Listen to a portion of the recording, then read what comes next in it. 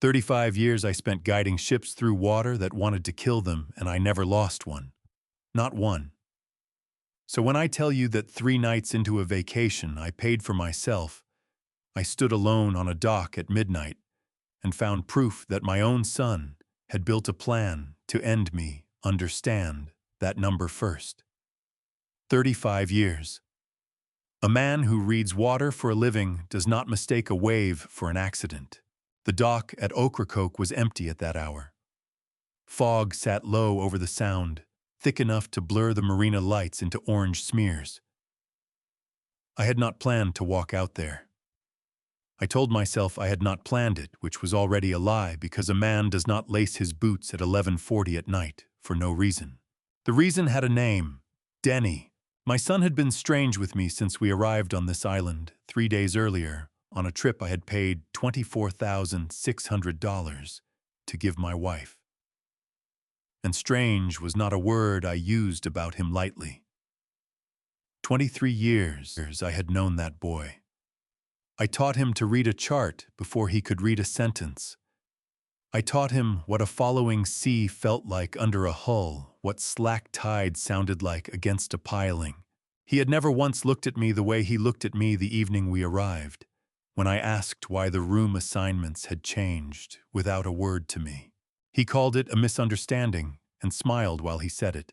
I do not trust a misunderstanding that requires a smile held that long. At 11:40, I left the inn, told nobody where I was going, and walked the half-mile to the marina where our boat sat tied at slip 14. She was a restored wooden ketch, 70 years old, the kind of vessel with a bilge pump you could hear working if you stood close and the engine ran right. I had chosen her myself in July from photographs and a broker's video call. Denny had changed the reservation 10 days before we ever set foot on the island. I did not know that yet. I would know it by morning. I climbed aboard without switching on the deck lights. Some part of me, the part trained by 35 years of reading currents nobody else could see, already understood that whatever I found tonight was not meant to be found with the lights on. The hatch to the engine compartment was unlatched. Unlatched hatches do not happen by accident on a boat this age. Somebody had been down there recently enough that the latch had not settled fully back into its seat, the way metal does after sitting undisturbed for years. I took the flashlight from my jacket and lowered myself into the compartment. The smell reached me before the light did.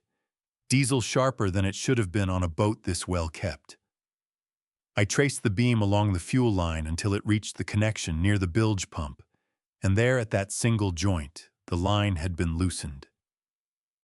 Not broken, not worn.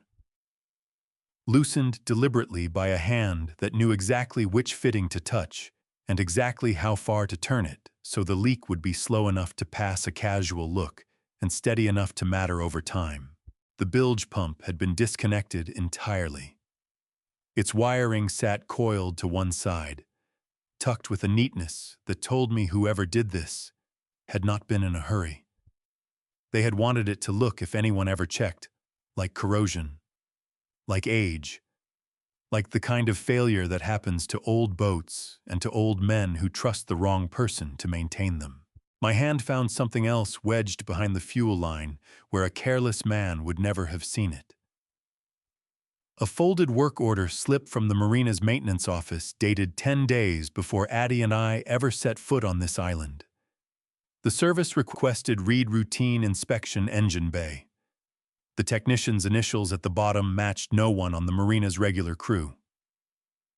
I knew that because I had asked the regular crew myself the first morning we arrived, when something about the boat had already felt wrong to me in a way I could not name yet. 10 days. 10 days before we ever left Crisfield. I sat with that slip of paper in my hand and did the arithmetic a second time the way I always did when a number mattered. 11 days before departure, Denny had called and asked which channel near the island ran deepest and which one a careful pilot avoided after dark. I remember his exact words because I had turned them over more than once since. "Just curious, Dad. You always said the water here plays tricks on people who think they know it." One day he asked me that question. The very next day, somebody signed a false name to a work order and went to work on my boat. I have spent most of my life inspecting failure points. I know the difference between a system that broke down and a system somebody broke on purpose. This was the second kind. This was work done by a hand that had learned its trade from watching me do mine. I sat back on my heels with diesel climbing into my throat, and I thought about exactly one thing. Denny had asked that question of his own accord. Nobody had put him up to it. He had asked because he was my son, because I had spent 23 years teaching him to respect water the way I respected it. And it had never once occurred to me that the question might not be about safety at all. I climbed back onto the deck. The fog had thickened while I was below, curling low enough across the water to erase the marina lights almost completely. Somewhere past the breakwater, a buoy bell rang, once faint and far off, and did not ring again. I stood there a long time. What I had found in that compartment was not a boat with a problem. It was a boat with a plan built into it, aimed at a night I had not yet lived on a channel I had already named for the son who asked me about it. To understand how a 64-year-old harbor pilot ends up alone on a dock at midnight, staring into the sabotaged guts of his own boat, you have to go back. Not far. Just far enough to see how a man spends 35 years reading water correctly and still misses the current moving underneath his own kitchen table. By the time I turned 22, I had already turned down my father's 600 acres of soybean fields for a harbor pilot's license, and I never once regretted the trade. That single decision explains almost everything that came after it, including a marriage that lasted 33 years and a silence I kept from my own son for 20 of them. My father wanted a farmer. I wanted water I could read like a language. At 17, I crewed for a man named Ezra Tillman, who had piloted ships through the Chesapeake for 40 years, and buried two brothers who had tried to do the same work without respecting it properly. Ezra taught me the channels by their failures first, not their successes. He would point at a stretch of water that looked calm as glass and tell me the names of 3 ships that had run aground there, and why, and what the captain had been thinking in the 30 seconds before it happened. I passed my full licensing exam at 23. Ezra came to the dinner Addie and I threw to celebrate, ate 2 plates of crab, and told me I still checked my mirrors too much for a man who was supposed to trust his own hands by now. Ezra died the year Denny turned 12 at 78 on dry land, in his sleep, which every pilot on that stretch of the bay agreed was the least fitting way for that particular man to go. I was named to his old slot on the senior rotation 8 months later, the same week Denny started middle school, and told his teacher without asking me first that his father piloted ships for a living. I heard about it from the teacher at a parent conference and did not correct him. I have thought about that moment more times than I can count since. I met Addie the same year I got my license. She was working the front desk at the marina office in Crisfield, filing paperwork for boats she had never once set foot on. I came in soaked to the knees after a delivery run and asked her to marry me 11 months later on a Tuesday in the parking lot, outside that same office, because I did not see the sense in waiting for a nicer setting to say something I already knew was true. She said yes before I finished the sentence. We married that October in a small chapel 2 streets from her mother's house, and I bought us a narrow 2-story on Somerset Avenue the following spring, with money I had saved since I was 15. 33 years in that house. 35 years piloting ships in and out of a bay that has drowned better men than me. I have carried more than 9,000 vessels safely through water most captains would not attempt without a local hand at the wheel, and in all that time, I never once put a hull where it did not belong.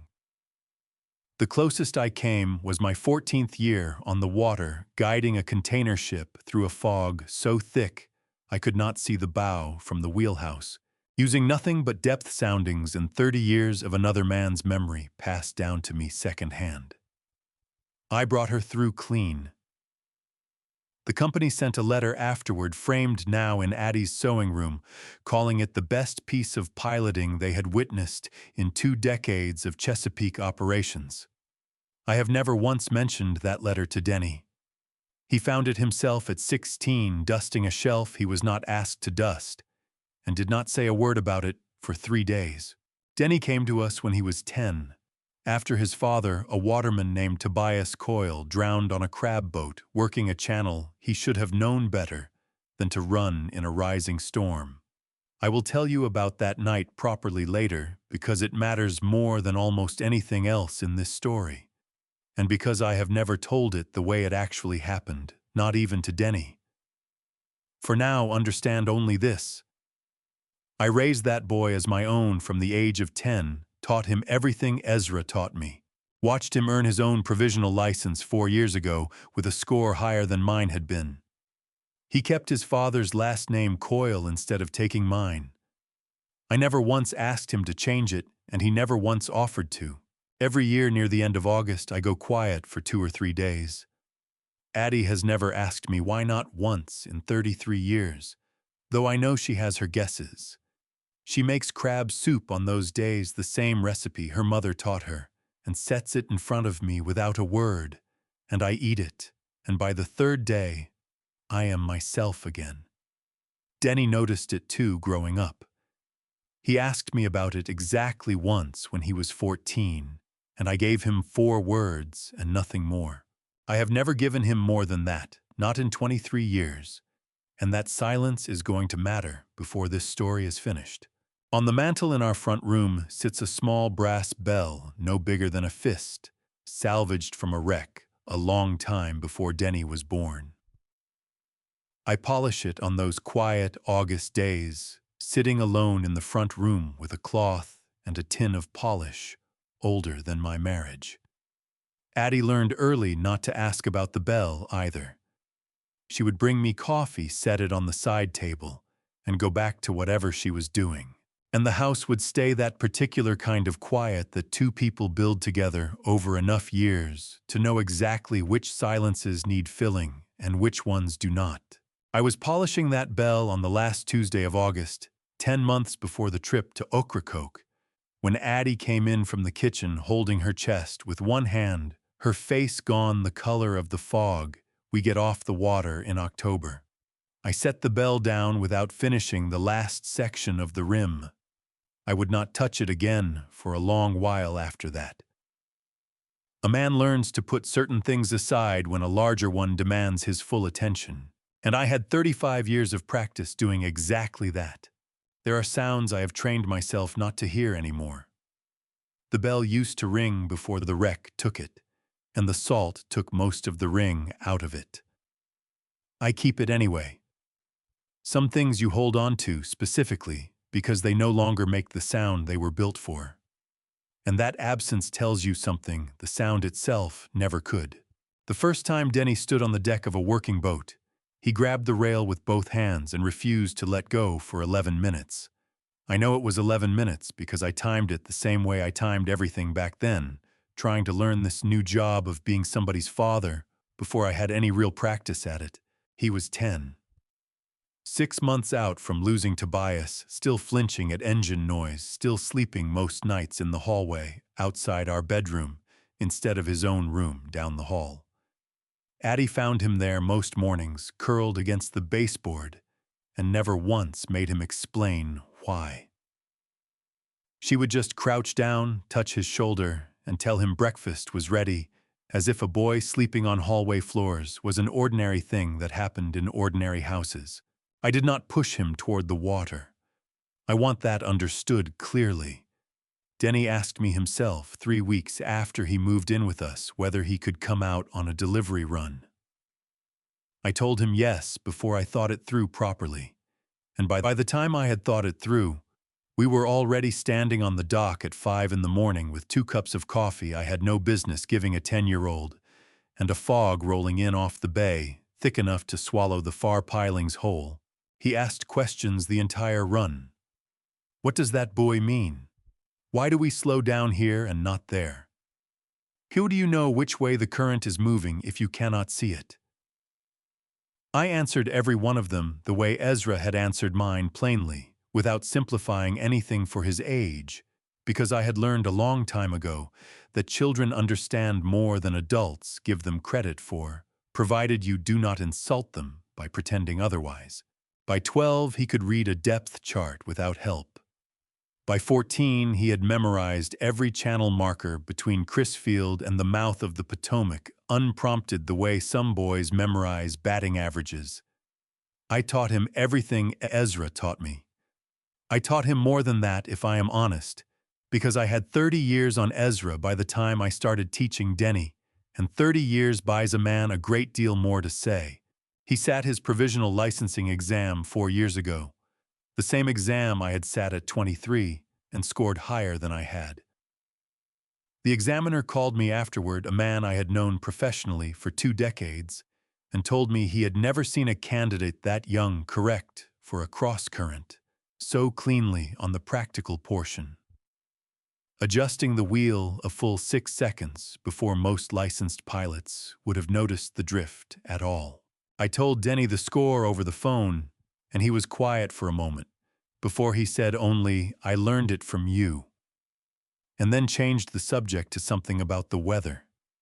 The way he changed the subject whenever a compliment sat too close to something he did not want to feel out loud. There is one thing I never taught him, and it is the thing that matters most to this story.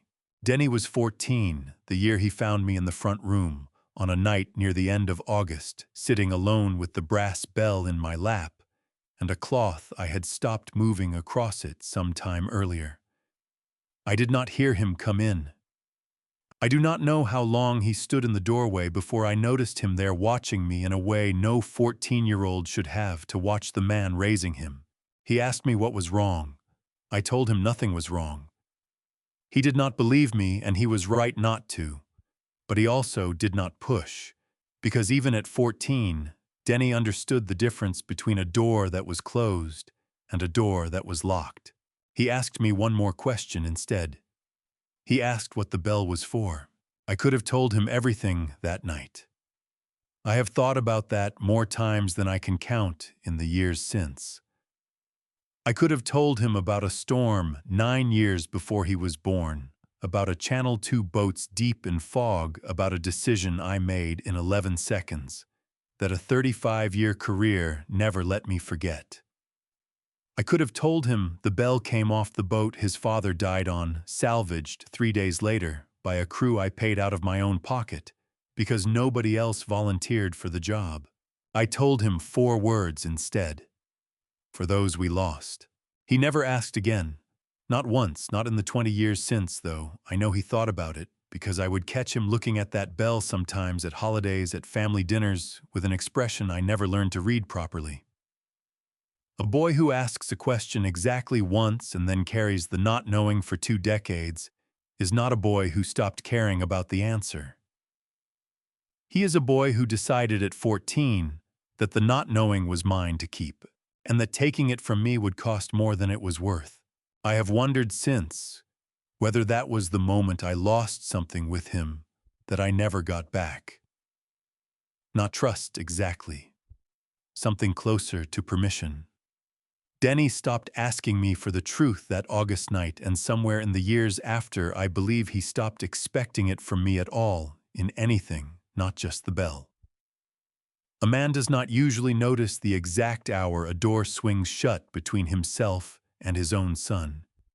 He only notices much later that he has been talking through a wall for longer than he realized. 10 months before the trip to Ocracoke, Addie came into that same front room holding her chest with one hand, breathing in short pulls that did not sound like her breathing at all. I set the bell down on the side table without finishing the polish. And for the first time in longer than I could remember, whatever the end of August usually asked of me had to wait. She said it was nothing. Probably indigestion, she said already, trying to wave me back toward my chair. I did not sit back down. 35 years of reading water for a living had taught me one thing above all the rest, and it was this: a change in pattern is never nothing. Not on the water, and not in a woman I had loved for 33 years, standing in our front room with one hand pressed flat against her chest, like she was trying to hold something inside that had already started to come loose. The cardiologist used the word blockage, the way other men use the word weather casually, as though it belonged to a category of facts a person simply learns to live around. 80% occlusion in the left anterior descending artery, he said, tapping a pen against the edge of the imaging on his monitor. Widowmaker, he called it, once then seemed to regret the word the moment it left him and did not use it again. Addie sat very still in the chair beside me while he talked, her hands folded in her lap, the way she folded them at church. And I understood, without being told, that she had already decided somewhere between his first sentence and his third that she was going to survive this. It was not calm. It was decision worn to look like calm because Addie had never once in our marriage let anyone watch her be afraid. The surgery happened 11 days later, a triple bypass that took just under 6 hours, and I spent every one of those hours in a waiting room facing a parking garage drinking coffee. I did not taste running my thumb along the edge of a folded chart I had brought with me for no reason. I could fully explain, as though tracing a known route could steady anything about a room where I had no control whatsoever. The surgeon came out at 4 hours and 11 minutes, still in scrubs, and told me it had gone as well as it could have gone. And I remember sitting down hard in the nearest chair because my legs had simply stopped being willing to hold me upright a moment longer. 11 months of recovery followed. Cardiac rehabilitation 3 mornings a week. A hospital hallway with handrails bolted into the wall at hip height. Addie counted her steps the way I count nautical miles, 41 to the nurse's station, and back on a good week 63, on a great one climbing so slowly some months that I wanted to shout at the hospital itself for asking so much patience of a woman who had never once complained about anything worth complaining about. I watched her hold the rail with both hands the first few weeks, white-knuckled, refusing to let anyone see how much effort a hallway required of her. By month 9, she had let go of the rail, entirely walking the corridor with her hands loose at her sides, and I stood at the far end that day and did not trust my own voice enough to call out and tell her how she looked, walking toward me on her own power for the first time in the better part of a year. There was a Tuesday somewhere around month 5 when she stopped in the middle of the hallway out of breath and asked me without any lead-up at all whether I thought she would ever feel like herself again. I did not have a good answer ready. I told her the truth instead, that I did not know, but that I intended to be standing exactly where I was standing for as long as it took to find out. She laughed at that, a small, tired laugh, and told me I had always been better at patience than at comfort, and that on that particular morning she would take patience. I started planning the trip around month 7, before I had any real evidence she would be strong enough to take it, because a man needs something to build toward when he is watching someone he loves. Relearn how to walk down a hallway. I wanted water. Not a cruise ship crowded with strangers, not a resort with a pool she would feel self-conscious using in front of people who had never seen her sick. I wanted something smaller, something that felt like ours. The way our early marriage had felt like ours, back before either of us had reason to think 33 years might not be enough. I chose Ocracoke deliberately, not by accident. I had piloted vessels past that stretch of coast more times than I could count, and I knew the water around it, the way I knew the back roads of Crisfield. The inlet ran shallow and slow compared to the open bay, forgiving in a way that mattered for a heart that still needed gentleness more than adventure.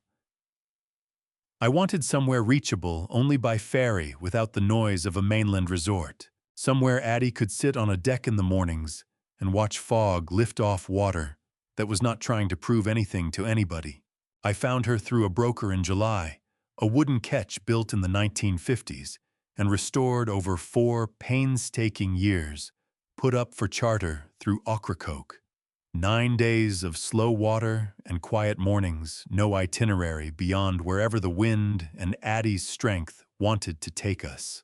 I watched the video walkthrough 11 times before I called to book her, studying the bilge access, the engine compartment, the rigging, the way I studied any vessel I was about to be responsible for. The total came to $24,600 for the 9 days charter provisioning and a local crew member for the first day to walk us through her quirks. I transferred the funds. The same afternoon, I confirmed the booking sitting at the kitchen table with Addie asleep upstairs, after a session that had finally pushed past the 60-step mark. I did not hesitate over the number. I had spent 35 years putting money into a business that had never once let me down, and I could think of no better use for a single dollar of it than 9 days of slow water for a woman who had spent 11 months proving exactly how much she still had left to give.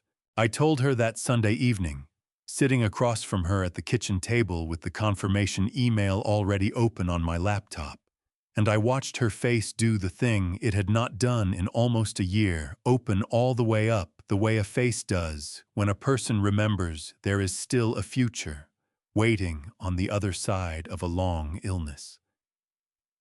She put her hand flat on the table and said very quietly that she had almost forgotten what it felt like to look forward to something instead of just getting through it.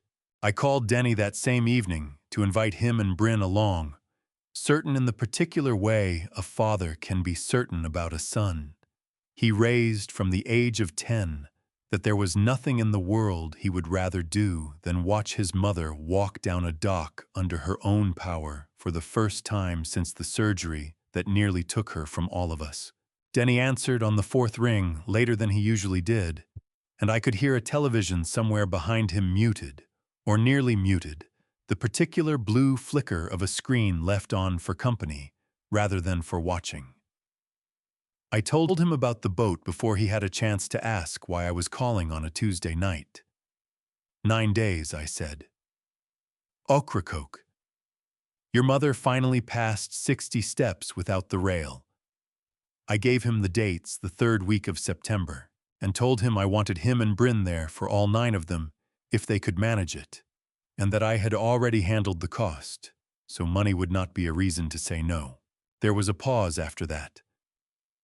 I want to describe it accurately because I have gone back to it more times than any other 3 seconds in this whole story, turning it over the way I would turn over a chart, looking for an error I had missed the first time through.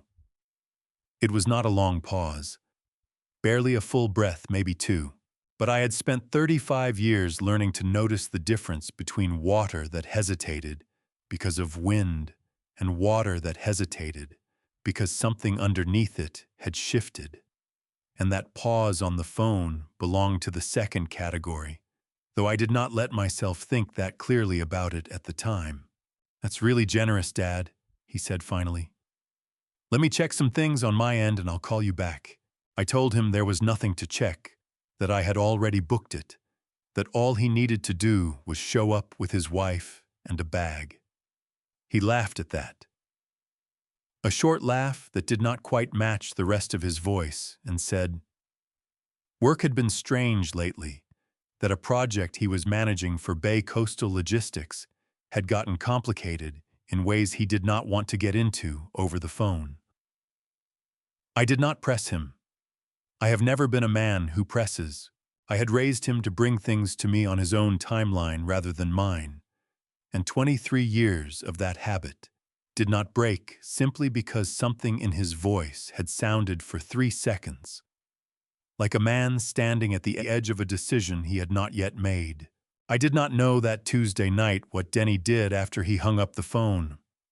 I would learn it much later in pieces, mostly from Bryn, in the terrible clarity that only arrives after everything has already come apart. He sat at the kitchen table in the house he and Bryn had bought 2 years earlier, a modest place outside Salisbury, With a mortgage, he had told everyone was manageable, and he did not turn the television off, and he did not go to bed. He sat with a bank envelope in front of him, unopened, postmarked 11 days earlier. The return address belonging to a collections office he had been avoiding for going on 3 months. Bryn told me later that she found him there past midnight, still in his work clothes, staring at that envelope like it might change what it said if he waited long enough. She asked him what was wrong. He told her nothing, the same nothing I had told Denny once years before in a front room with a brass bell in my lap. I did not know that parallel existed until Bryn described the scene to me, and when she did, something in my chest went very still because I recognized the shape of it immediately. A man learns silence from somewhere. I had never once considered that I might be the one who taught it to him. I called him back myself 2 days later when he had not called as promised, because that was not like him either. And this time Bryn answered. She told me Denny was in the shower and would call me back within the hour. He did not call within the hour. He called that evening instead, his voice bright again, all trace of hesitation gone, and told me the trip sounded perfect, that he had cleared everything with his manager, that he and Bryn would be there for all 9 days. "Sounds good, Dad," he said. "We'll be there." I believed him completely. I want that on the record because everything that follows in this story only makes sense if you understand how completely I believed him. I had raised that boy from the age of 10. I had taught him to read and taught him, or thought I had taught him, to tell me the truth when it mattered.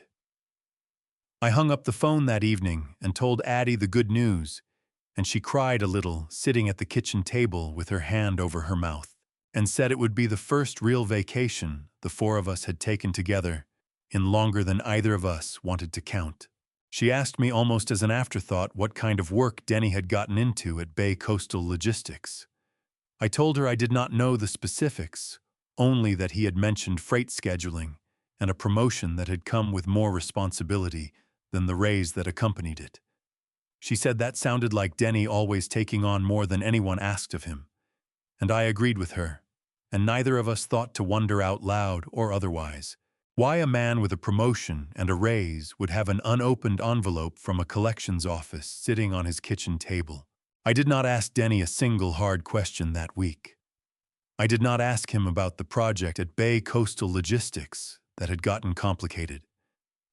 I did not ask him what the pause on the phone had meant, or why it had taken him 2 extra days to call back, after promising he would call within 1. I chose instead to be grateful, to be generous, to let the money and the invitation stand in for the harder conversation I could have had instead. The one where I asked my son directly whether something in his life had gone wrong enough that he needed help I was not offering. I have thought a great deal in the months since about why I made that choice. I do not think it was laziness, and I do not think it was blindness exactly. I think I had spent so many years believing that providing for Denny was the same thing as being close to him that I no longer knew how to tell the two apart. And on that particular Tuesday night, with a boat already booked and a vacation already paid, for providing felt like more than enough. Denny called again 10 days before we were due to leave, this time in the middle of a Thursday afternoon, his voice easy and unhurried, in a way that told me whatever had strained it 2 weeks earlier had passed. He wanted to talk logistics, he said. Ferry schedules, provisioning whether I thought Bryn's motion sickness would hold up on the crossing from the mainland. I answered each question the way I always answered Denny's questions, plainly and completely, glad to hear him sounding like himself again. Then he asked about the channel. Which crossing runs deepest near the island, he wanted to know. And which one should a person respect after dark? Even someone who thought they knew the water well. I did not think anything of the question at the time. I want to be honest about that, because it would be easy to tell this story as though some part of me sensed danger in it and chose to ignore the warning, and that is not what happened. What happened is that my son asked me a question about water. The same kind of question he had been asking me since he was 10 years old, standing at a boat rail with both hands white-knuckled around it. And I answered him the way I had answered him 1,000 times before. I told him about Teach's Hole Channel, the deep cut just south of the harbor that ran clean and predictable most of the year, but turned treacherous fast when a nor'easter pushed in off the Atlantic without warning. I told him about the shoaling near the point sand that shifted after every storm badly enough that charts from even 2 seasons back could not be trusted. And I told him because he asked directly about the narrow stretch along the eastern approach, where the current ran fastest and where the water on a moonless night with fog rolling in could turn a confident pilot around inside of 2 minutes if he was not paying close enough attention to his instruments. "You always said the water here plays tricks on people who think they know it," Denny said, and I could hear something almost fond in the way he said it, the way a son quotes his father back to him, not to mock the lesson, but because the lesson had actually landed years ago and stayed. "Just curious, Dad," he added before I could ask why the question mattered so much for a 9-day vacation with no plans to run that stretch after dark in the first place. I did not press him on it. I have told you already that I am not a man who presses, and I want to be fair to myself here as much as I can manage. Because the version of this story where I simply failed to notice something obvious is not the whole truth of it. The question did not sound wrong. It sounded like curiosity, like a son who had grown up on boats asking the kind of question that son would naturally ask about unfamiliar water before a trip. I answered it fully, the way I answer every question about water, because half-answers about currents have gotten better men than me killed, and I was not about to start half-answering my own son. There was a moment brief enough that I did not register its shape until much later, when something in the back of my mind reached for the bell on the mantel the way it sometimes did without my permission, when a conversation touched too close to water and loss in the same breath. I do not know why the thought came just then. I did not follow it. I finished the call, told Denny I would send the marina's contact information for the first day walkthrough, and went back to packing a bag for a trip I believed completely, and without reservation, was going to be the best 9 days our family had spent together in a decade. What I did not know, what I would not learn until Tull sat me down in a small office behind a marina counter and turned a monitor toward me, was that Denny had already called the charter company himself 2 days earlier and changed our reservation without telling me. He had requested a different vessel from the one I had booked and paid for a similar wooden ketch berthed 1 slip over at 14, citing a scheduling conflict with the original boat that the marina's own records would later show never existed.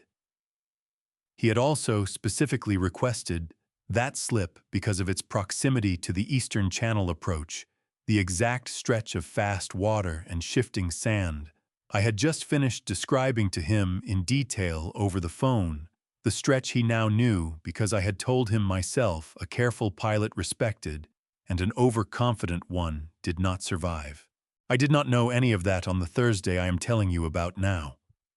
I knew only that my son had asked me thoughtful questions about a place we were about to visit together, and that I had answered them the way any father would, glad to be useful, glad to be needed for something as simple and as familiar as reading water for someone I loved. I spent the days between that call and our departure the way I spend every stretch of time before a trip I care about, checking and rechecking details that did not strictly need checking. I called the marina twice to confirm provisioning had been arranged. I emailed the broker a 3rd time about the ketch's rigging, a question I had already asked and already had answered, because some part of me needed the reassurance of hearing it again in writing. Addie teased me about it at dinner one night, told me I fussed over a 9-day charter, the way other men fussed over open-heart surgery, and I told her that was probably true, and that I did not see any reason to apologize for it. A man who has spent his whole working life keeping other people's vessels off the rocks does not stop checking things simply because the vessel in question now belongs to him. We left for Ocracoke on a Saturday morning in the third week of September. Addie in the passenger seat with a small cooler of snacks she had packed herself, insisting on doing it, though I offered twice to handle it for her. She had her window down for the first hour, letting the air move through the car the way she always did on trips. Her hand resting light against the doorframe, and somewhere around the halfway point, she reached over and put that same hand on my knee without saying anything at all, and I understood the gesture the way I had understood it for 33 years. It meant she was happy. It meant after 11 months of hallways and handrails and counted steps that she believed the same way I believed that we were driving toward something good. We stopped once at a roadside stand outside Elizabeth City, and Addie bought a jar of fig preserves from a woman who told her unprompted that she looked well, that whatever she had been through, she had come out the other side of it. Addie thanked her and did not explain, and back in the car she held that jar in both hands, the rest of the drive like it was something worth protecting. And I understood that too, the way I understood most things about my wife without needing them spoken aloud. I had no reason that morning to think otherwise. None at all. The first thing I noticed walking down the dock toward Slip 14, with Addie's hand tucked into my arm and her small suitcase rolling behind us on the weathered boards, was how many voices were coming from a boat I had paid $24,600 to have entirely to ourselves. Children's voices. At least two of them high and delighted, followed by a woman's laugh I did not recognize. I told myself it was nothing, before I let myself believe it was something. A charter company error may be easily fixed with one phone call. I gave the problem every benefit of the doubt I could before the sight in front of me made that impossible. There were beach towels draped over the ketch's railing that were not ours. A cooler I had never seen sat open on the deck, a woman's sun hat resting on top of it. Two children, a boy who could not have been older than 7, and a smaller girl trailing behind him, were chasing each other around the mast, with the particular fearlessness of kids who had clearly already decided this boat belonged to them. Denny stood at the stern talking to a woman I did not recognize, his back to the dock. His posture easy and relaxed in a way that told me before he even turned around that whatever was happening here was not a surprise to him. "Denny," I said. He turned.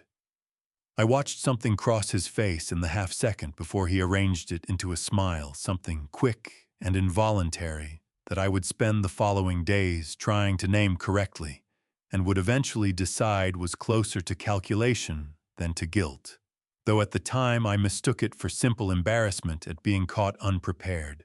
"Dad." "Hey, you're early," he said. Which was not true. We had arrived at the exact time listed on the itinerary I had emailed him myself 2 weeks earlier. I asked him as evenly as I could manage, with Addie's hand tightening on my arm beside me, what was going on. Denny came down off the boat, crossed the dock toward him. Us, with his hands spread in the universal gesture of a man about to explain something he expected to be forgiven for immediately, and told me there had been a mix-up with the booking, that Bryn's mother, Noreen, and her family had ended up needing the boat too, that it had seemed easier just to combine everyone into one trip, rather than sort out separate arrangements this late. Easier for who, I asked him. He did not have a good answer for that. I watched him search for one, watched the easy, relaxed posture from a moment earlier stiffen slightly at the edges, and he said something about how there was plenty of room, how the boat slept, ate comfortably, how he had assumed I would not mind, since it was all still family. Noreen Castellano came forward, then a composed woman close to my own age with the kind of watchful eyes that suggested she had already sensed something was wrong before Addie and I ever arrived. She introduced herself, apologized for the confusion, said she had been under the impression This was a larger family gathering Denny had arranged, and I could see, even in that first minute of meeting her, that she was telling the truth as she understood it. Whatever had happened here, Noreen had not orchestrated it. She had simply been invited into something Denny had built, and not questioned the foundation underneath it. I asked Denny directly in front of both women and the two children, who had stopped chasing each other around the mast, to watch the adults instead, where he expected his mother and me to sleep for the next 9 days. "There's a place 10 minutes up the road," he said. "The Whalehead Inn. I already called and got you a room. It's actually really charming, Dad, real character, not like these cookie-cutter resort places." I did not raise my voice. "I want that understood, because it would be easy for you to imagine me shouting at my son on a public dock with children watching. And that is not what happened. I have spent 35 years learning to keep my voice level when everything underneath it wants to do the opposite. And I kept it level then too, though I could feel Addie's grip on my arm shaking slightly. The particular tremor of a woman using every ounce of the strength she had spent 11 months rebuilding just to stand there and not let her son see how badly this had wounded her. "I paid for this boat," I said. "Every dollar of it. For your mother." "I know, Dad. I'm sorry. It just kind of happened," he said. And something in the careless flatness of that sentence told me more clearly than anything else that afternoon that this was not, in fact, something that had simply happened to him. I did not yet know about the phone calls to the marina or the reservation changed 10 days earlier. I only felt standing on that dock with my wife's hand shaking against my arm, the cold certainty that my son had just told me a lie small enough to seem forgivable and large enough to mean something I was not yet ready to name. Addie did not say a single word through the entire exchange. She stood beside me with her spine very straight, the way she stood at church, the way she had stood in the cardiologist's office, holding herself together through sheer force of will, while her son explained with a straight face why she would be spending the next 9 days, 10 minutes, away from the vacation I had bought to celebrate her survival. "Let's just go," she said finally quietly, her hand finding mine and gripping it hard enough that I felt it in my knuckles. We turned and walked back up the dock together, past the children who had already returned to their game around the mast, past Noreen's apologetic face, past Denny standing there with his hands still slightly spread, saying something to our backs about how we would all laugh about this later. How there was plenty of time to sort out the details once everyone settled in. Neither of us looked back. The walk to the car took less than 4 minutes and felt considerably longer. Addie did not cry, not then, though I could feel the effort it cost her not to in the grip of her hand around mine. I loaded her bag into the trunk and did not trust myself to speak until both doors were closed and we were sealed off from the dock, the boat, and the sound of children still laughing somewhere behind us. "I'm sorry," I said finally, though. "I could not have told you exactly what for. The plan. The trust. Not asking harder questions 2 weeks earlier when something in Denny's voice had sounded wrong and I had let it pass anyway. "Don't apologize to me, Elias." Addie said something in her composure, cracking not into anger, but into something quieter and worse. "You didn't do this. I just don't understand how he could look at us and do it anyway." I did not have an answer for her. I started the car, and we drove the 10 minutes to the Whalehead Inn in a silence that had weight to it. The silence of two people each privately rearranging everything they thought they understood about a person they loved. I went back to the marina alone the next morning before Addie woke, telling myself I only meant to sort out the billing confusion, to have the charter company acknowledge in writing that the boat I had paid for was not the boat we were currently being kept off of. I did not examine too closely why I needed that acknowledgement in writing, rather than simply accepting Denny's version of events and moving on the way a more forgiving father might have. The marina office sat at the end of the main dock, a low building with a screen door that stuck slightly on its hinges, and behind the counter I found a woman I had not spoken with the day before when Denny had handled our check-in himself. Her name tag read, Des. She looked to be somewhere near my own age with the kind of weathered competence I recognized immediately, the look of someone who had spent decades keeping other people's plans from falling apart around them. I explained the situation as calmly as I could manage. The boat I had booked in July, the family currently occupying it, the room at the Whalehead Inn my son had arranged instead. Des listened without interrupting, her expression shifting somewhere partway through from professional patience into something more careful, more measured, the look of a person deciding how much of the truth belonged to her to share. She turned to her computer, typed for a moment, and went quiet. I asked her if there was a problem with the record. "There's not a problem exactly," she said, and then stopped again, her hand resting on the mouse without moving it. "Mr. Whitfield, I want to make sure I'm not speaking out of turn here. Can I ask, did you make any changes to your reservation in the last 2 weeks?" I told her I had not. I had booked the catch in July and had not touched the reservation since. She turned the monitor toward me, then angling it so I could see the booking history laid out in a plain, administrative font, dates and timestamps, and a log of changes that told a story far more precise than anything Denny had offered me on the dock the day before.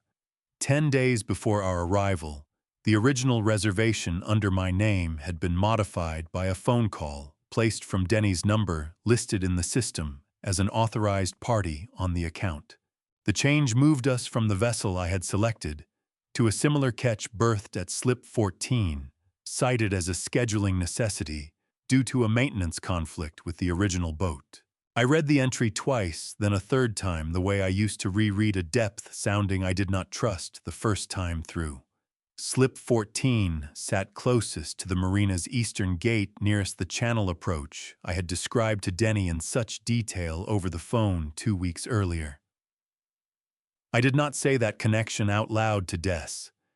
Some part of me was not ready yet to hear it spoken by another voice, was not ready to explain to a stranger why a father would spend 35 years teaching his son exactly which water to fear, only to watch that same knowledge come back toward him from a direction he had never once thought to guard against. I asked Des whether that maintenance conflict was real. She hesitated again, longer this time, and I understood, watching her hesitate, that whatever she said next was going to cost her something. Professionally, some measure of the discretion the job clearly required of her. "I checked before you came in this morning," she said finally, "because something about yesterday didn't sit right with me. There was no maintenance conflict logged on the original vessel.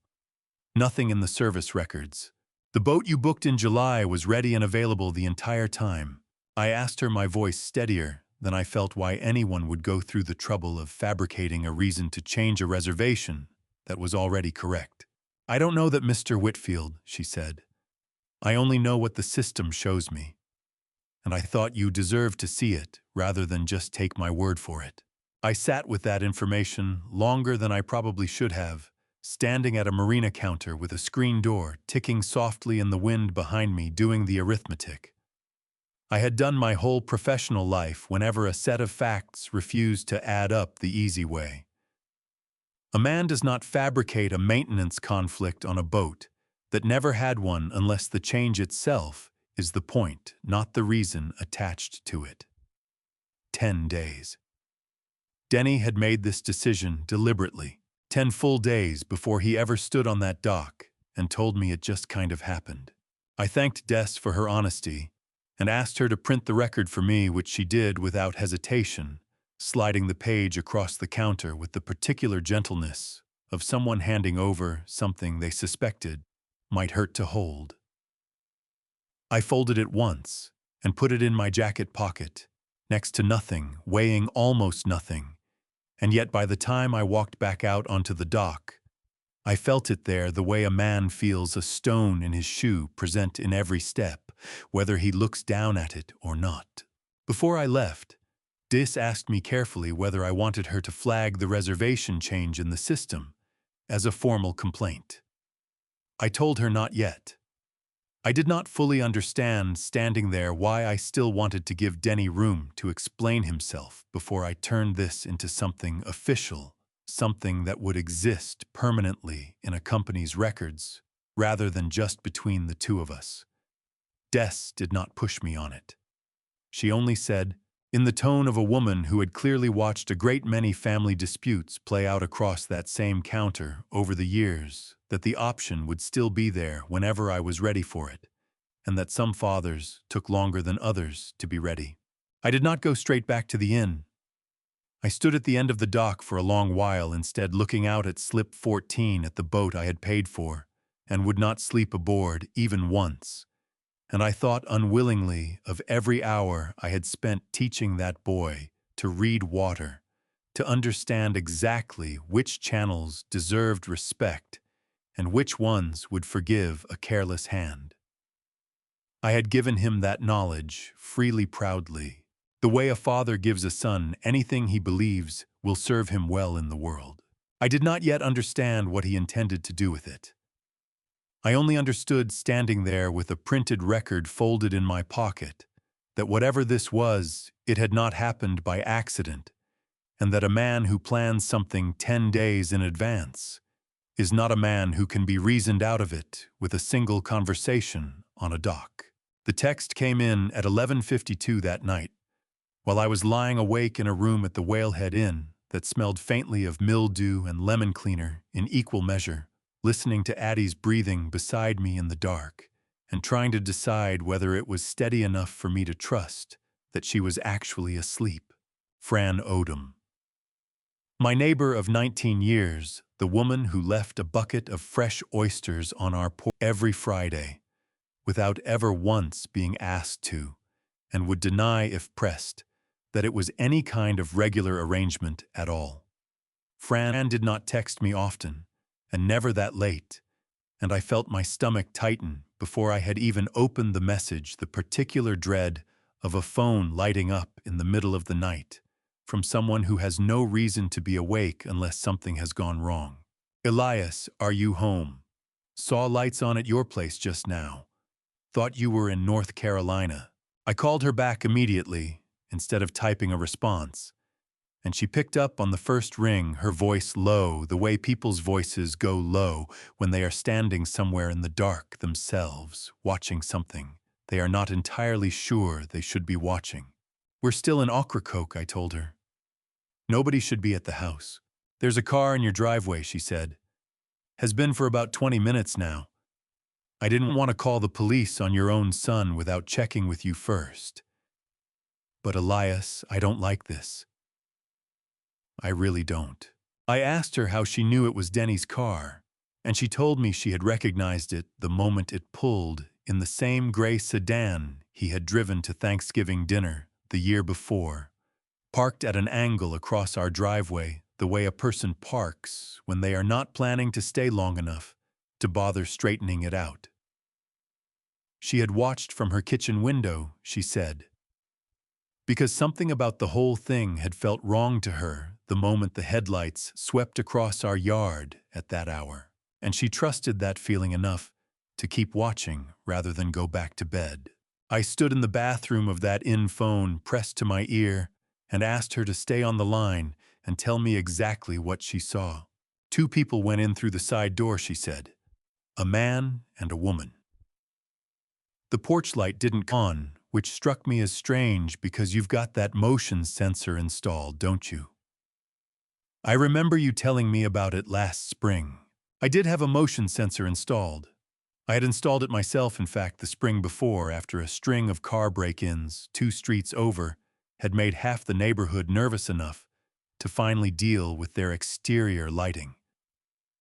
A motion sensor does not fail to trigger for 2 people walking directly beneath it, unless someone has disabled it first deliberately by someone who knew exactly where the override switch sat inside the utility closet, because I had shown him myself years earlier, teaching him the way I taught him everything, how a house protects itself the same way a boat does.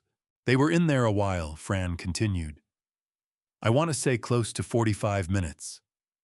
I checked my clock when the car first pulled in, and I checked it again when they came back out, because by that point I was standing at the window with my coffee getting cold, watching the whole thing like some kind of fool. I asked her for the exact number, because precision had always mattered to me more than most people found comfortable. And she told me after a pause to check her phone's call log against her memory of the timeline that it had been 47 minutes from the moment the car arrived to the moment it pulled back out of our driveway and turned toward the highway. I asked her what they were carrying when they left. Here Fran hesitated in a way she had not hesitated over anything else in the call, and I understood even before she spoke that this detail mattered more than the rest of it combined. The woman was carrying a canvas bag, she said. Looked heavier going out than it had going in, if I'm being honest with you. Bulkier, like it had papers in it or files something with corners. I thanked Fran for calling, told her she had done exactly the right thing, and asked her not to call the police, not yet, though I could hear in my own voice how little conviction that instruction carried. I hung up the phone and stood in that small bathroom for a long time, the tile cold under my bare feet, running through the only possible explanation that made any sense of what she had described. Denny had a key to our house. He had always had a key since the day he turned 18, and I had stood in that same driveway and pressed it into his palm, told him this would always be his home too, that a locked door between a father and his son was not a thing I intended to allow. He did not need to break in. He did not need to force anything. He had simply let himself into a house that trusted him completely, disabled a motion sensor he had watched me install, and walked out 47 minutes later with a bag full of something he had not wanted seen leaving in daylight. I went back into the bedroom and sat on the edge of the mattress in the dark, listening to Addie breathe, and did not wake her. There was nothing she could do at that hour that would change what had already happened 300 miles away in our own house. And I have never once believed in waking someone I love simply to share the weight of something I could carry alone until morning. I thought about calling Denny directly, right then, phone still warm in my hand from the call with Fran. I got as far as pulling up his contact before I stopped myself. A phone call at midnight would give him too much room to prepare an answer to shape whatever he had taken from that house into something reasonable before I had the chance to ask a single hard question about it. I had let him explain himself too easily on the dock 2 days earlier. I did not intend to make that same mistake twice in 1 week. I lay back down instead on top of the covers, still fully dressed, and stared at a water stain on the ceiling, shaped vaguely like the coastline of a place I had spent 35 years navigating for a living. 47 minutes. A canvas bag heavier going out than coming in. A motion sensor disabled by a hand that knew exactly where to find the switch. None of it taken alone proved anything a court or a stranger would find convincing. Taken together, laid end to end, the way I laid out a chart before a difficult crossing, it formed a shape I recognized and did not want to. Somewhere close to 2 in the morning, I finally understood what that shape was. Not proof, not yet, but a pattern, the kind of pattern 35 years on the water had taught me never to dismiss, simply because I did not yet know where it led. Gus called at 6:15 the next morning, before I had even decided whether I was going to tell him about Fran, about the Marina record folded in my jacket pocket, about any of it. I answered on the second ring, already awake, already sitting in the single chair by the window, watching the sky over the sound go from black to the particular gray that comes before real light. Elias, he said, and stopped. My younger brother has never once in his life called me just to talk before 7 in the morning. Gus worked engines his whole career, 30 years below decks on vessels twice the size of anything I ever piloted, and men who spend their careers with their hands inside machinery tend to develop a certain economy with words, a habit of saying only what needs saying and trusting the listener to fill in the rest. So when he called my name and then went silent, I understood before he said another word that whatever he was about to tell me had cost him something just to decide to make the call. "I need to tell you something, and I should have told you a long time ago," he said. "I've been sitting with it since your call last night about Fran and the house, and I can't sit with it anymore." I told him to go ahead. "Back in the spring," he said.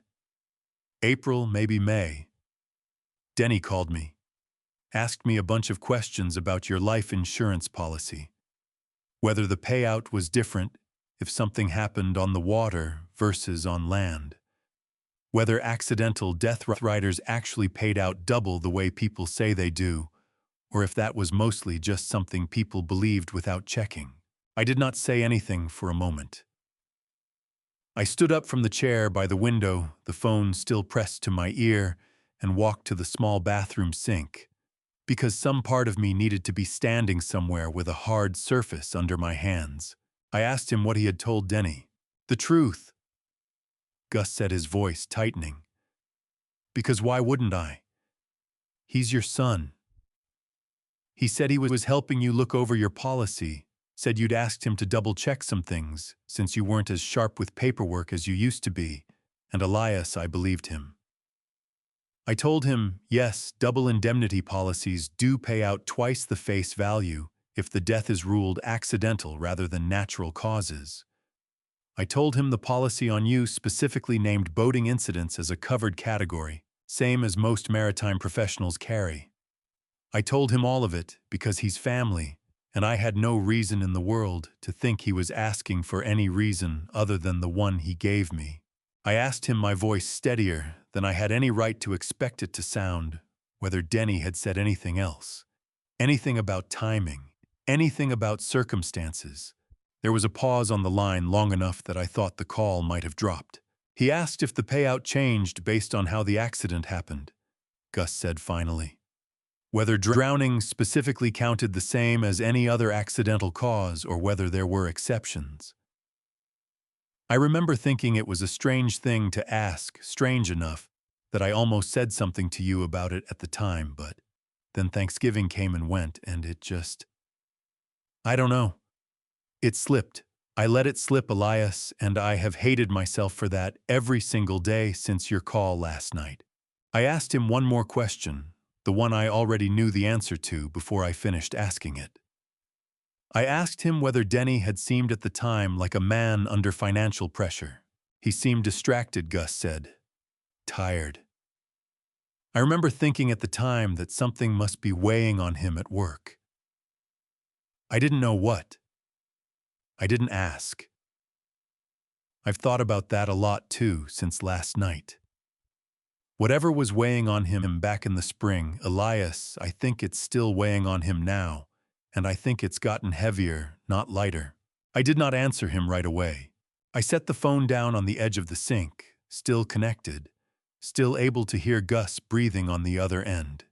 And I looked at myself in the small mirror above it for a long moment, at a face I recognized and did not recognize at the same time. Outside the window, a gull called once over the sound and went quiet.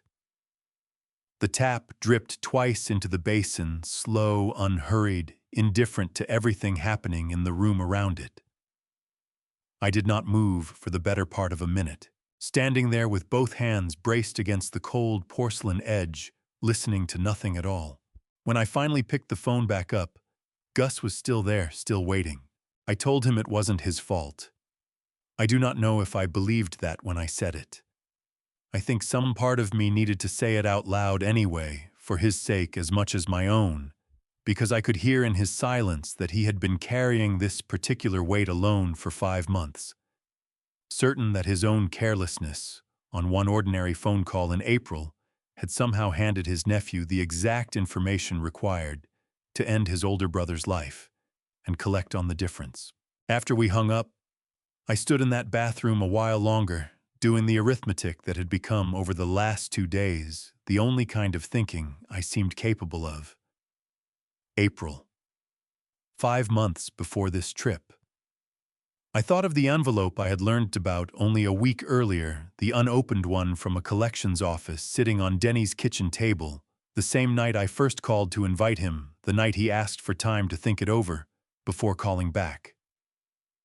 I did not know, standing there, exactly when that particular financial trouble had begun.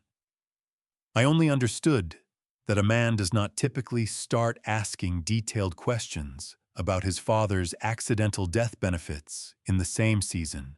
His household finances quietly begin coming apart, unless the two things were connected in a way I did not yet have all the pieces to prove.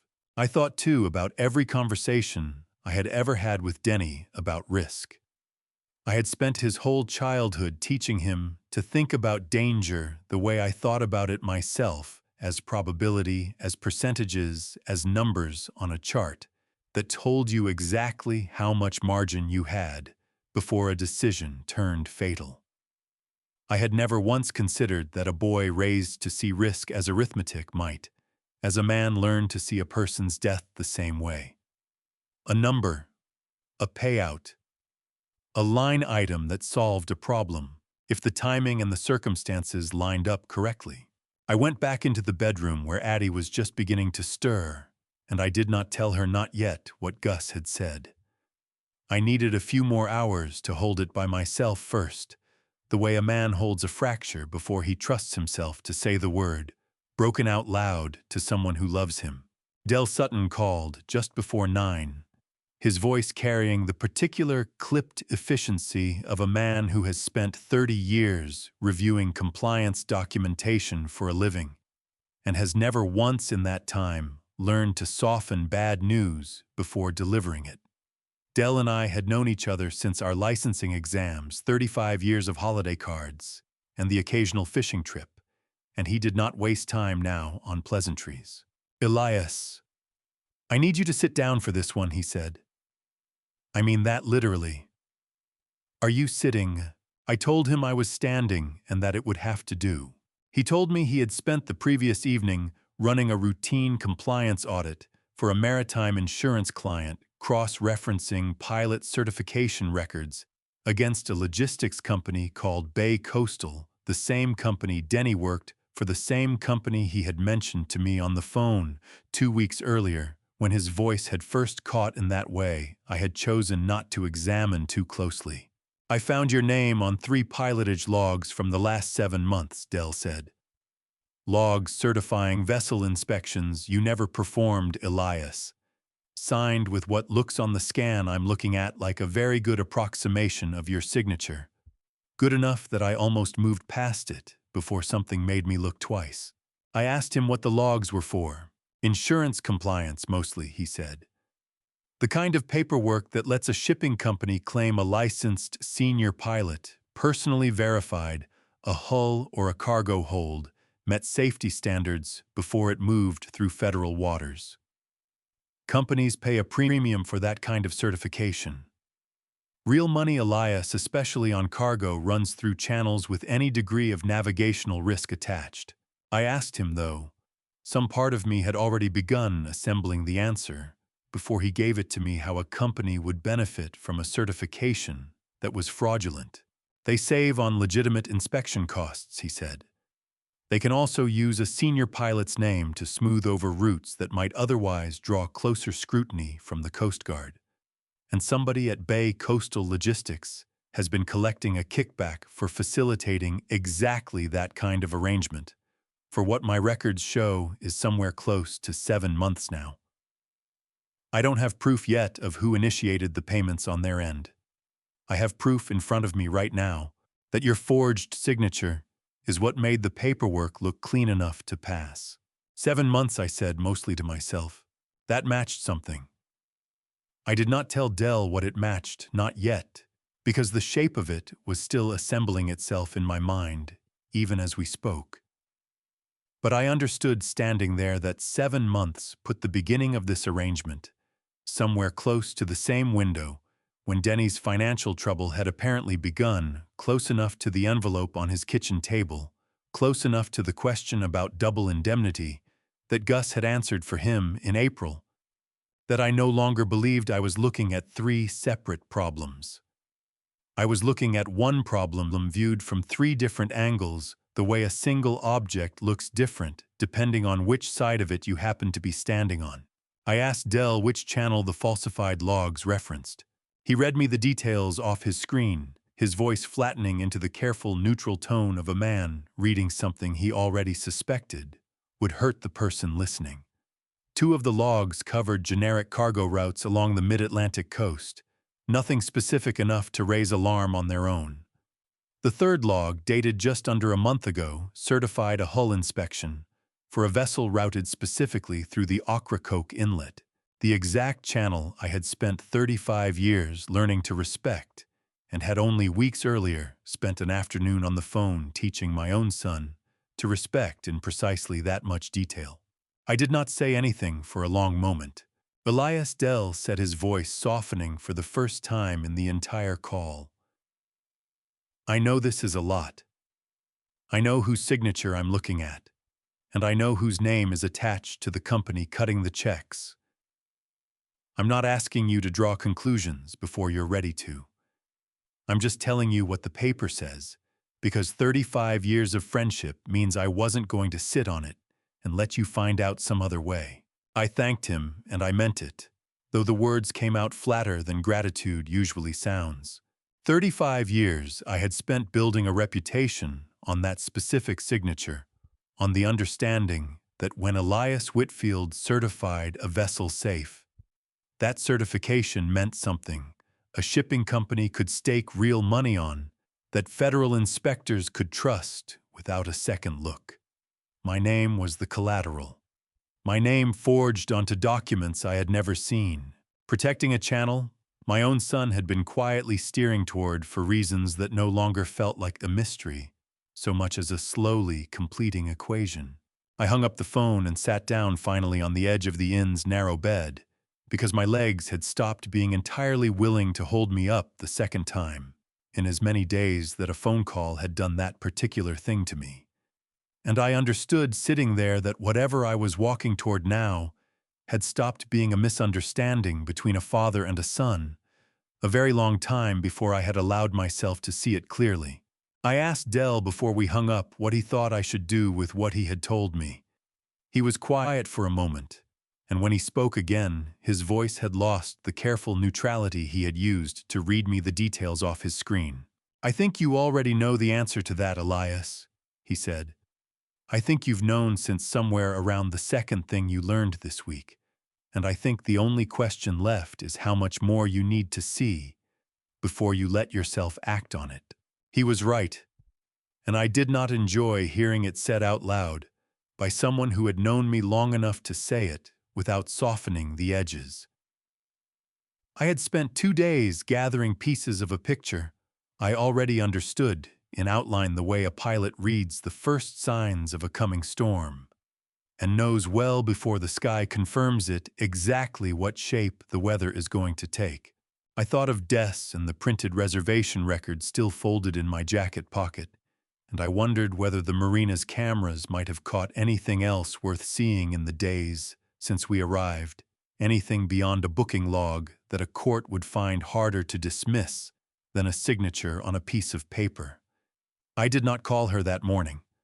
I told myself I needed time to think, though the truth was closer to needing time to be certain one more time that I was not simply constructing a case against my own son out of grief and coincidence rather than fact. I sat on that bed a long while after I hung up with Dell the printed reservation record, and the memory of Gus's voice both sitting in the same quiet space in my chest. 2 separate pieces of a machine I had built unknowingly, the tools for my own son to use against me. I called Des just after noon and asked her as plainly as I could manage whether the marina's camera system covered any ground beyond the docks themselves. She was quiet for a moment on the other end of the line, and I understood in that pause that she had already guessed at least part of why I was asking. We share a system with a few other businesses on this stretch of the island, she said. Cost-sharing arrangement the county set up a few years back. It covers the marina lot, and it picks up a good stretch of the shared parking behind the Whalehead Inn, too, since the two lots run into each other. Come by the office. I'll pull up what we've got. I did not tell Addie where I was going.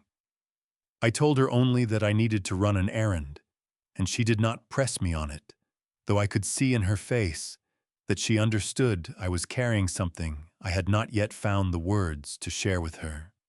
She had asked me the night before whether everything was all right, and I had told her yes in a voice that even I did not fully believe, and she had let the lie stand between us, the way she had let so many of my silences stand over 33 years, trusting that I would bring it to her myself when I was ready. Des's office smelled of old coffee and printer toner. A small room behind the marina counter with a single window looking out over Slip 14. She had already pulled up the footage by the time I sat down across from her desk, a folder of files organized by date and camera number, and she turned the monitor toward me, the same way she had turned it toward me 2 days earlier, though this time her hand hovered near the mouse a moment longer before she clicked. "This is from 2 nights ago," she said. "Camera 3, the one that covers the shared lot." The footage was grainy, the particular washed-out gray of a security camera, doing its best with minimal light, but clear enough. A car pulled into the lot at 10:58 according to the timestamp, burning steadily in the corner of the frame, and parked at an angle near the lot's edge close enough to the tree line that most of the vehicle sat in shadow. A man got out. Even in that poor light, even from that distance, I recognized the walk before I recognized anything else about him. The particular set of his shoulders that I had watched cross 1,000 different decks over 23 years. Denny stood beside the car for nearly a full minute without moving. Des said, though I could already see that for myself. Watching the timestamp climb 11:01, 11:02, a man standing perfectly still in a dark parking lot for reasons the footage itself could not explain. He crossed toward the inn's side entrance around 11:03, she continued. Walked up near the door, stood there a while, didn't go in. I watched the figure on the screen approach the building where his father and mother were sleeping. Watched him stop within a few feet of the entrance. Close enough that a person standing on the other side of that door might reasonably have felt the disturbance of it without ever seeing a thing.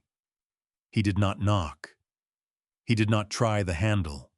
He simply stood there, a dark shape against a slightly less dark building, for what the timestamp told me was 6 minutes and 40 seconds, motionless, except for what might have been his head, turning once slowly toward the second-floor window, where Addie and I had been sleeping that entire time unaware. I asked Des if she knew what he had been doing. "I don't," she said quietly. "I've watched it 4 times now, trying to figure it out myself. It doesn't look like a man deciding whether to knock on a door. It looks like something else. I don't have a better word for it than that." At 11:09, the figure on the screen turned and walked back to the car. He did not hurry. He moved with the unhurried economy of a man who had gotten exactly what he came for, whatever that had been, and the car pulled out of the lot 2 minutes later. Taillights sweeping briefly across the frame before the footage settled back into its empty gray stillness. I did not say anything for a long moment. I sat there with both hands flat on the edge of Des's desk, feeling the particular unsteadiness that comes not from any single blow, but from the accumulated weight of several, each one landing on ground already softened by the one before it. 6 minutes and 40 seconds. My son standing outside a door behind which his sick mother slept motionless for 6 minutes and 40 seconds, for reasons neither Des nor I could name with any certainty, though I understood sitting there that not knowing the reason did not make the fact of it any less unbearable to have watched. I asked Des to play the section again. the part where his head had turned toward the window. She did without comment, and I watched it a second time, and then a third, trying to find in that small, grainy movement some explanation that would make it something other than what it plainly appeared to be. A man checking.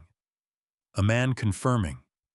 I could not, watching it a third time, find any other reading of it that made sense, and some part of me understood that I had wanted to find one, had wanted Des, or the footage itself, to hand me a version of events where my son had simply lost his keys or gotten turned around in the dark, or paused for any reason at all that did not require me to sit with what I was actually looking at. You're allowed to feel however you're feeling about this, Des said, watching my face rather than the screen now. I've sat across this desk from a lot of people over the years watching footage that told them something they didn't want to know. There's no right way to take it. I told her I appreciated that. And I meant it, though I could not have told her in that moment exactly what I was feeling. Only that it sat somewhere below language in the part of a man that reacts before it explains itself to the rest of him. Des reached over and paused the footage on the final frame, the empty lot, the settling dust where the car had been. "There's more," she said, her voice careful now, in a way it had not been a moment earlier. Another clip from a different night. "I think you're going to want to see that one too, but I want you to take a breath first, Elias. I mean that." I told her I was ready. I do not know, looking back, whether that was true. "This one's from Doc Camera 2, Des said.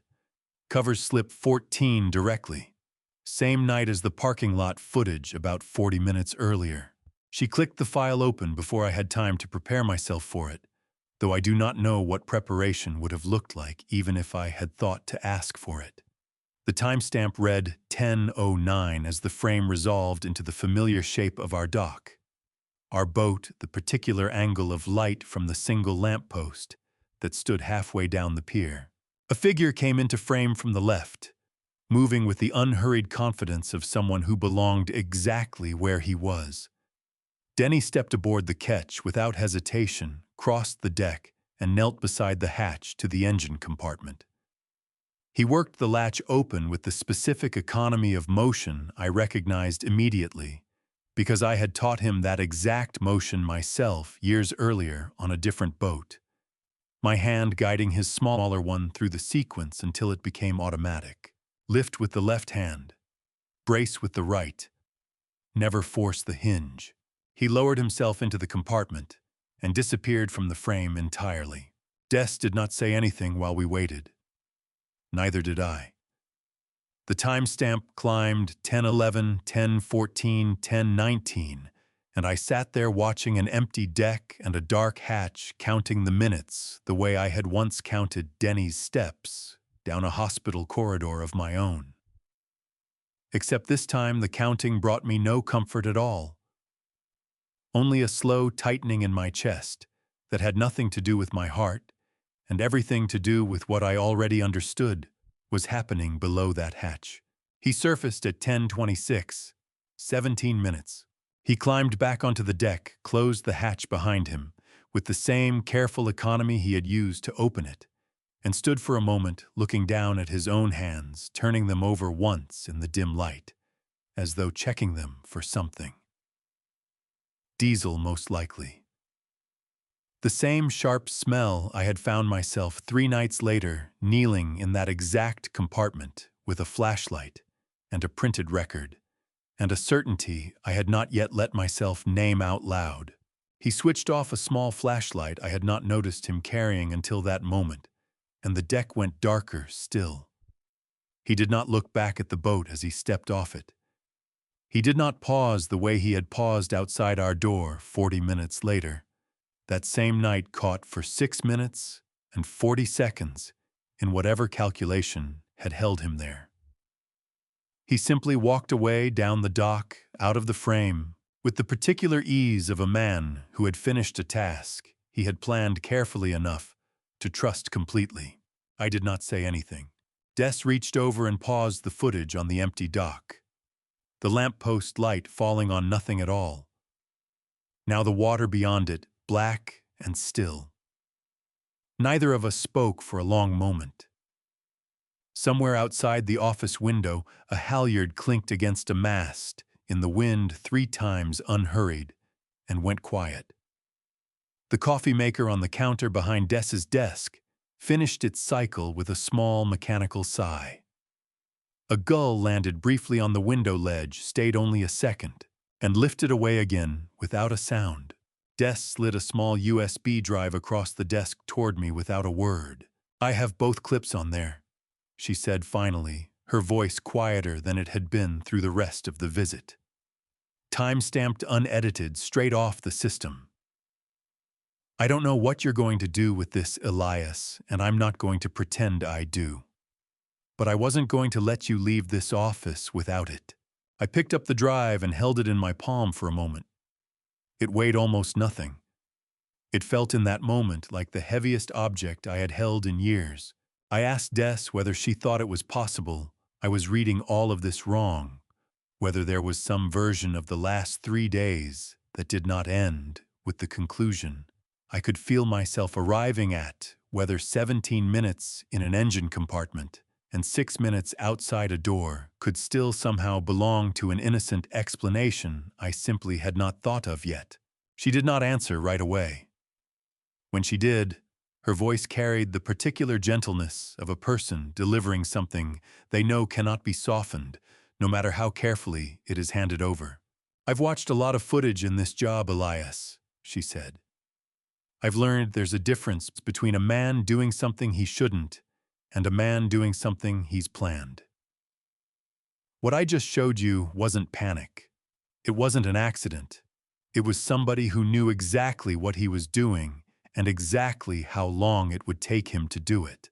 I thanked her and left the office with the drive in my jacket pocket, next to the folded reservation record, 2 small objects that together weighed almost nothing and somehow constituted the entire architecture of what my son had built around the 9 days I had paid for to save his mother's life. I walked back toward the inn instead of driving, needing the length of the road more than I needed the speed of the car. And somewhere along that walk, I found myself doing the same arithmetic I had been doing for 3 days straight, except now the numbers had stopped being separate columns and had resolved finally into a single sum.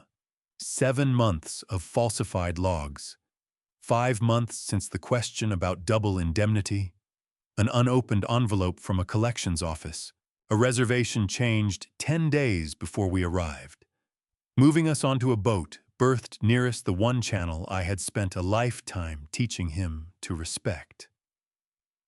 And now this.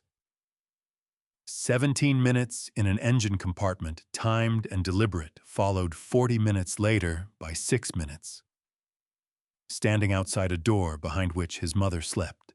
I did not know yet, walking that road in the dark, precisely what Denny intended the water to do once it happened. I understood only that he had built himself a great deal of time to think it through, and that a man does not spend 7 months constructing an alibi for something he has not already decided somewhere deep enough down that he is willing to see through to its end. I did not sleep that night. Sometime after 11, unable to lie still any longer beside Addie's steady breathing, I told myself I was only going for a walk, and I let that lie carry me down the dark road toward the marina, toward Slip 14, toward a hatch I had just watched my own son open on a screen 2 hours earlier, needing in some way I could not fully explain even to myself to put my own hands on whatever he had left down there. I had come back to the inn sometime after 2 in the morning, the smell of diesel still clinging faintly to my hands, no matter how many times I scrubbed them in the bathroom sink. And I had not told Addie, not yet, what I had found down in that compartment. I lay beside her until first light, watching the ceiling, holding 2 separate certainties in my chest, at once the one from the drive in my jacket pocket, and the one from the loosened fuel line I had touched myself with my own fingers, and I had not yet found a way to say either of them out loud. 3 knocks came at the door at 6:30. Short, deliberate, spaced evenly apart, the particular knock of someone who has rehearsed the courage to do it on the walk over. Addie was already sitting up. By the time I crossed the room, her hand at her chest in the old instinctive way, though I could see in her face that the fear this time was not about her heart. I opened the door to find Noreen Castellano standing there in the gray early light, still in the clothes. She must have slept in a small spiral notebook clutched against her chest with both hands, the posture of a woman who had walked the distance from the marina lot to our door, rehearsing exactly how she was going to begin, and had still not settled on an opening line by the time she arrived. "I need to tell you both something," she said. "I should have come last night. I couldn't sleep thinking about not coming." I stepped back and let her in, and Addie moved to make room on the edge of the bed, and Noreen sat down between us with the notebook still pressed to her chest, as though letting go of it might undo whatever courage had carried her across the lot at that hour. "I heard Denny and Bryn arguing last night," she said. "Through the wall. Our room shares a wall with theirs at the house we're renting, and I wasn't trying to listen, I want you to understand that. But the walls in that place are thin enough that I couldn't have avoided it if I'd tried." She opened the notebook. I could see, even upside down from where I sat, that the pages were filled edge to edge in small, careful handwriting, the particular precision of someone who had spent 22 years as a paralegal, learning that memory alone was never reliable enough to be trusted in a room where the truth mattered. "I wrote it down as close to word for word as I could manage," she said, while it was still fresh. "I've done depositions my whole career, Elias. I know how memory drifts if you wait even an hour." She read from the notebook, rather than paraphrasing, her voice steady in a way that told me she had decided sometime in the last few hours that steadiness was the only gift she had left to offer us. Bryn had asked Denny directly why he had lied about the boat, why he had put his own parents in a rundown room 10 minutes away from a vacation his father had paid for. Denny's answer, according to Noreen's careful transcription, had not been an apology. "I need this to work," Denny had said. "I need this trip to go a certain way, Bryn. You don't understand what's riding on it."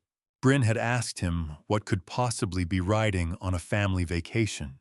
"The policy," Denny had said. "If anything happens to him out here, it pays double. You know what that would do for us. You know what that would fix." Addie made a sound beside me that was not quite a sob, something smaller and more controlled than that, a single sharp intake of breath that she pressed back down almost as soon as it escaped her, her hand coming up to cover her mouth as though she could physically hold the rest of it inside. I put my hand on her back and felt her shaking, not loudly, not the way grief announces itself in movies, but the particular quiet shaking of a woman who has spent 33 years believing her son loved her, and was now hearing secondhand, through a stranger's careful handwriting, exactly how much her own life had been priced against her husband's. Noreen closed the notebook. "I'm sorry," she said. "I know this isn't easy to hear, and I know it's not my place to be the one telling you. But I couldn't sit on it, not after everything else. Not after watching Bryn's face when she finally understood what he meant." I asked Noreen what Bryn had said back to him. "She left the room," Noreen said. "Took the girls and left that same night. She's staying with a friend on the mainland side of the ferry now with the children. She didn't want to be under the same roof as him last night, and I don't blame her." I sat with that for a moment, my hand still on Addie's back, feeling the particular pull of an instinct I did not entirely trust, but could not immediately silence either. The old reflex of a father who had spent 23 years handling Denny's mistakes, quietly, privately, in ways that never had to become anyone else's business. Some part of me, even now, even with Noreen's transcription sitting open on the bed and a USB drive in my jacket pocket and Diesel still faintly present under my fingernails, wanted to find a way to handle this ourselves. Quietly. As a family. The way I had always handled everything with Denny right up until the moment it had stopped being something a family conversation could fix. Addie's hand found mine before I had finished the thought, gripping it hard enough that I understood, without either of us saying it, that she had felt the same instinct rising in me and had decided faster than I had that this was not a thing we could afford to keep quiet any longer. "Call the lawyer Elias," she said, her voice steadier than I expected, though I could still feel the tremor running underneath it. Today. Now. I picked up my phone and called Marion Kessler before I had fully thought through what I was going to say to her, because Addie was right. And because some things a man only allows himself to see clearly once someone he loves says them out loud first. Noreen stayed while I made the call, sitting quietly on the edge of the bed with the notebook now resting closed in her lap, and I was grateful, in a way I did not fully articulate to her that morning, for the simple fact of her presence in that room. She had not needed to come to us at 6:30 in the morning with something that could only cost her a comfortable relationship with her own daughter's husband.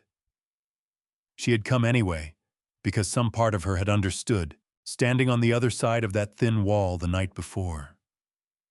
That silence in a moment like that one was its own kind of participation.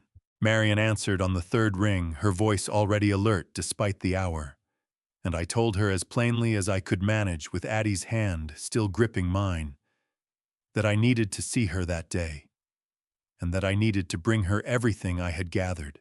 Marion met us at a small conference room above the ferry terminal by 10 that morning, a space the county rented out to visiting attorneys and insurance adjusters. 4 folding chairs and a table too large for the room it sat in. She had brought someone with her. I had not expected a woman in her mid-40s with close-cropped hair and the kind of stillness in her posture that I recognized immediately. The particular economy of movement common to people whose careers required them to notice everything while appearing to notice nothing. "This is Agent Vera Lindqvist," Marion said. "Coast Guard Investigative Service. I called her the moment you told me what you had, Elias. What you're describing isn't just a family matter anymore. It touches federal maritime fraud, and that's her jurisdiction before it's mine." Vera did not offer pleasantries. She set a small notepad on the table, uncapped a pencil rather than a pen, and told me in a voice as level as still water that she would need to see everything I had gathered in whatever order made sense to me, and that I should not worry about presenting it cleanly. She would ask the questions that mattered. I noticed the pencil before I noticed almost anything else about her. I asked somewhere in the middle of laying out my documents why she used one instead of a pen, and she told me without looking up from her notes that a pencil could be corrected without leaving a record of the correction, and that in her line of work, a clean page mattered more than most people understood until they needed one. It struck me, sitting there, as the kind of habit a person only develops after learning the hard way. What happens when a record cannot be trusted? I laid it out the way I would lay out evidence of a navigational failure, methodically, chronologically, because that was the only way I knew how to make sense of anything anymore. The printed reservation record from Des, the USB drive with both clips, Noreen's handwritten transcription.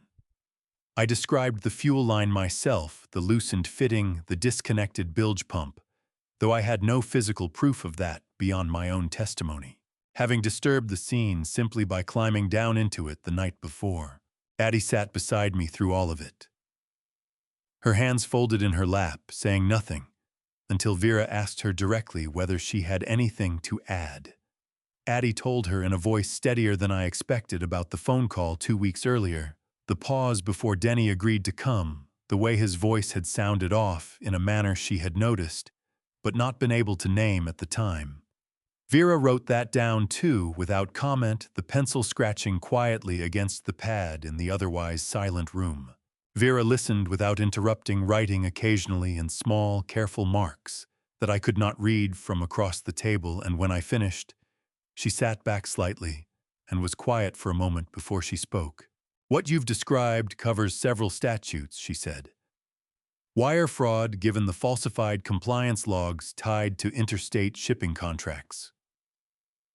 Insurance fraud, potentially depending on what we can establish about intent regarding the policy. And what you found on that boat last night, combined with the footage, moves this into attempted mechanism for harm, which is a different conversation entirely, one I'll need to loop in additional resources for. I asked her what happened next. We build the case properly, she said. That means preserving everything exactly as it stands right now. No confrontations, no warnings, however well-intentioned.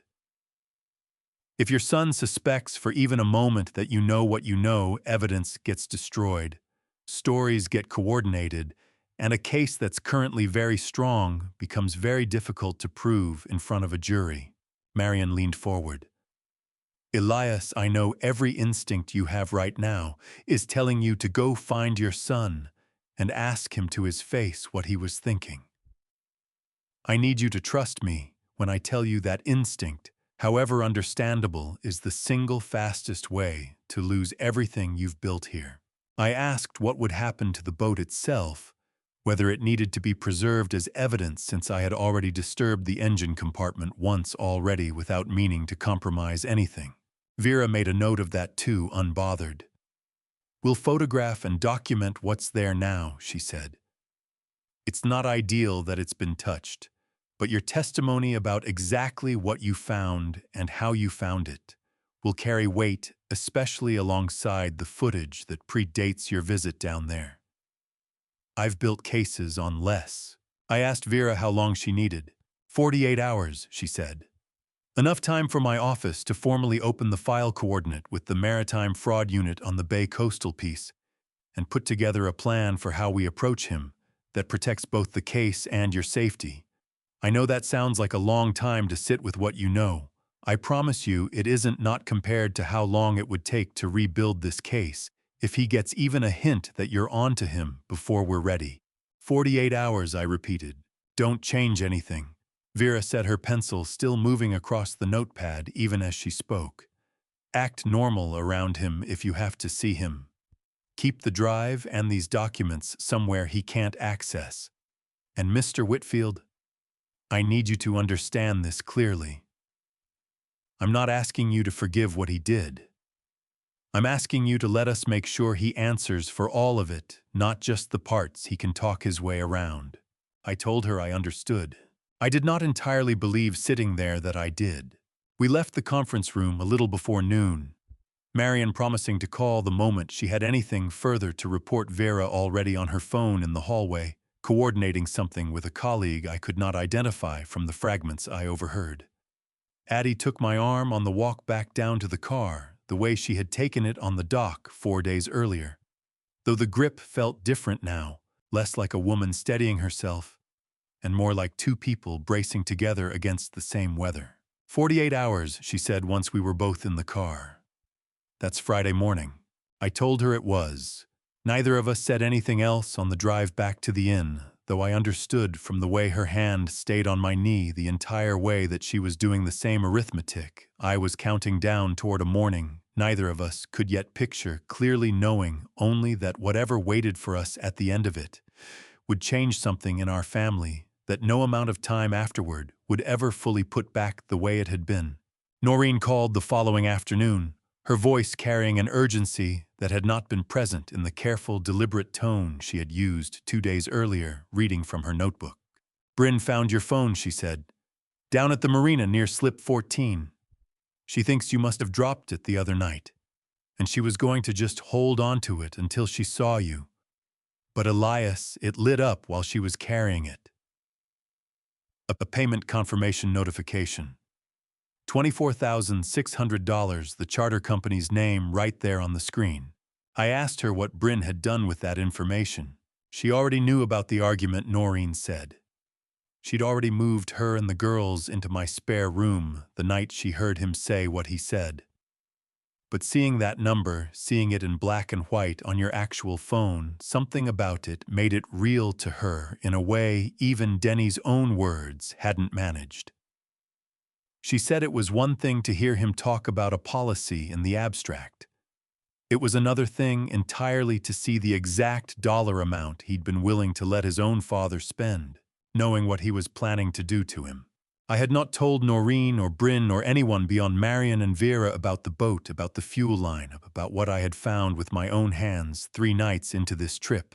I understood hearing this that Bryn had arrived at her own certainty entirely independent of mine, built from nothing more than an overheard argument and a glowing screen at the marina, and something about that fact settled a piece of me I had not realized was still unsettled. Whatever came next, whatever a jury eventually decided about intent and evidence and reasonable doubt, at least 2 women on this island had looked at what Denny had done and recognized it without needing anyone to explain it to them. "She's taking the girls to the mainland today," Noreen continued. "There's a 2 o'clock ferry. I'm going with her. I didn't want you to hear it from anyone else, and I didn't want you to think we were leaving because of anything you did." I told her I understood completely and thanked her and asked her to keep the phone safe until I could arrange to get it back. A request that felt absurdly small measured against everything else in that conversation, though Noreen did not seem to find it strange. Some part of a person, I think, reaches for the smallest available task in a moment too large to hold all at once, the way a hand reaches for a rail on a boat that is only just beginning to pitch. I hung up the phone and sat for a while in the single chair by the window, watching a pair of gulls work the shoreline below, and I thought about the instruction Vera had given me the day before. Act normal around him if you have to see him. Addie found me there a few minutes later, having overheard enough of the call with Noreen through the thin inn walls to piece together most of what had happened. She sat down on the arm of the chair beside me and put her hand on my shoulder, not saying anything at first, simply letting the weight of her palm rest there the way it had rested on countless smaller griefs across 33 years of marriage. "2 women left an island today because of what our son did," she said finally. "And you're sitting here trying to figure out how to keep sounding cheerful on the phone with him tonight." I told her that was more or less an accurate summary of where I stood. "I don't know how you're going to manage it," she said. I don't know if I could. I did not have a good answer for her. I had spent 35 years learning to hold a steady voice through storms that would have unsteadied lesser hands.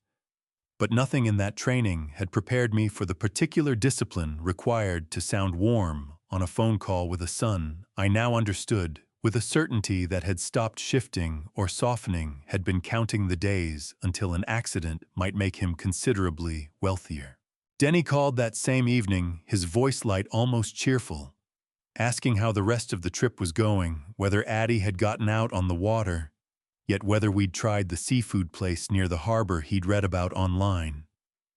I stood in the small bathroom of that inn with the phone pressed to my ear, and I answered him the way I had answered him 1,000 times before, plainly, warmly telling him about the weather, about a heron I had watched fishing off the dock that morning, about nothing at all that mattered, while the truth sat in my chest, like ballast heavy enough to keep me upright, and heavy enough some moments to make it difficult to breathe. He asked near the end of the call whether I'd heard from Bryn. His voice caught slightly on the question, the first genuine crack I had heard in it all evening.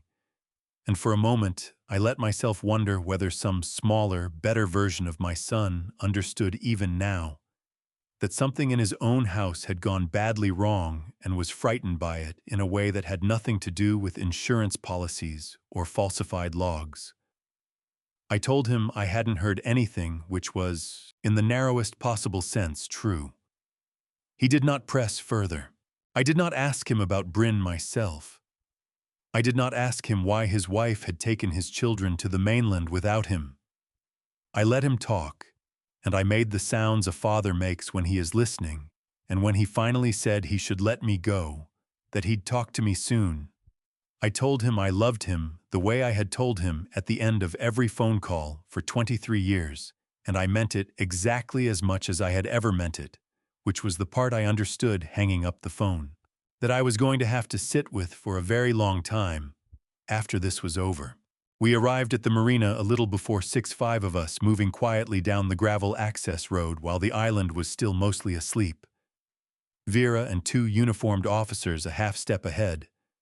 Marion walking close beside Addie, and as though her presence alone could buffer some of what was coming. Nobody spoke on that walk down to the docks. I remember the particular quality of the light that morning. The sky doing the slow gray-to-gold transition I had watched 10,000 times over 35 years of early departures. And I remember thinking absurdly that it was a beautiful morning to lose everything. Denny was already at the boat when we arrived, coiling a line at the bow with the easy competence of a man who had done this 10,000 times before, checking the weather app on his phone against the actual sky the way I had taught him to always do, trusting neither one completely on its own. He looked up when he heard our footsteps on the dock, 5 of us approaching in the gray early light, and I watched the exact moment his face understood what the rest of him had not yet caught up to. "Dad," he said, and the word came out smaller than I had ever heard him say it.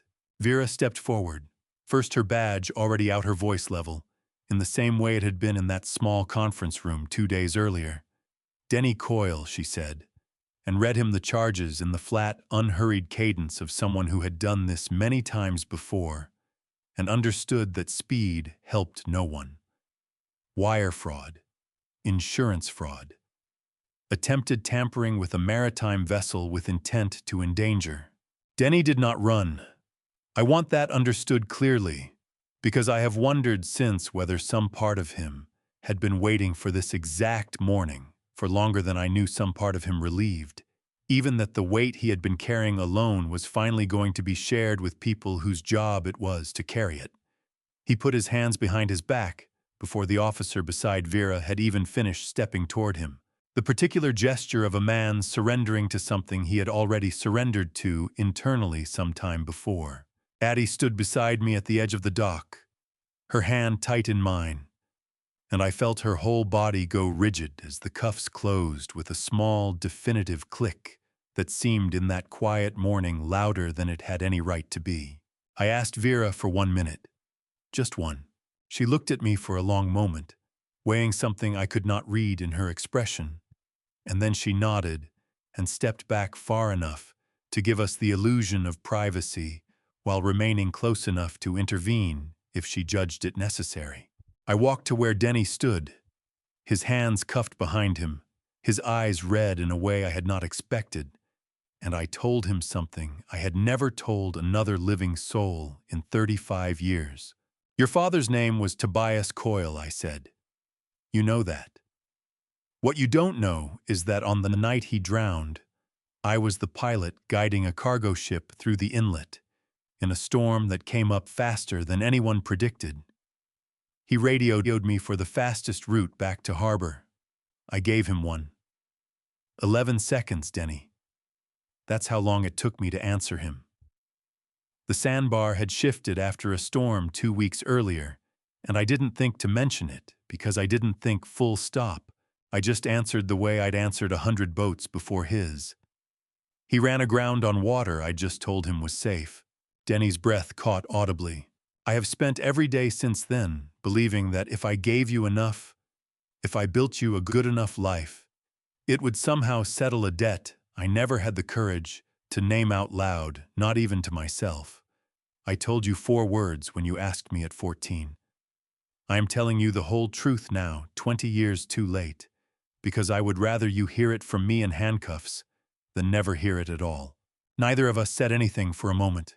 The officer beside Vera shifted his weight once a small sound of boot leather against the dock, and somewhere out past the breakwater, a single gull called and did not call again. The wind moved through the rigging of the boat behind Denny, a low, steady hum against the halyards, and the morning light had begun just barely to touch the water gold at the horizon. Nobody moved.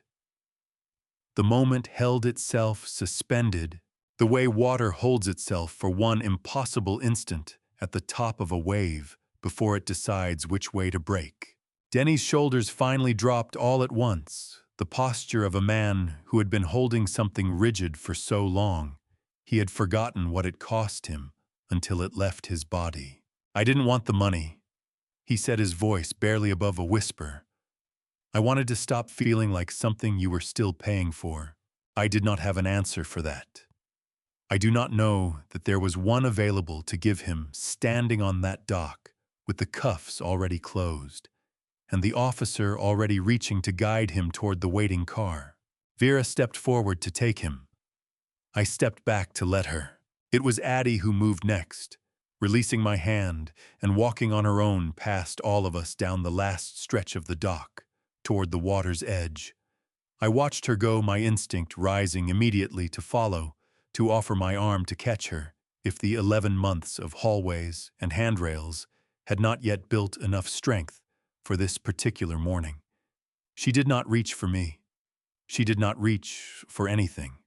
She walked the length of that dock under her own power, straight-backed, steady, and stood at the very end of it, looking out at the water where her son's boat sat waiting, unaware that morning that it would carry no one out that day at all.